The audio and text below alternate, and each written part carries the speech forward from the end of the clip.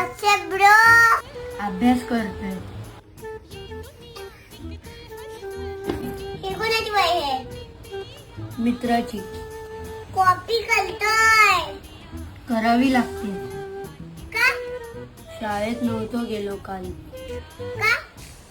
पाऊस पडत होता. ज्याची वही आहे तो कुठे जातो? 4 घर सोडून. तुमच्या 4 घरावर पाऊस पडला काय? बघ भाऊ, 2 प्रकारची माणसं असतात. एक पोरशांना आपलं हेल्मेट घालतात आणि दुसरे स्वतःसाठी.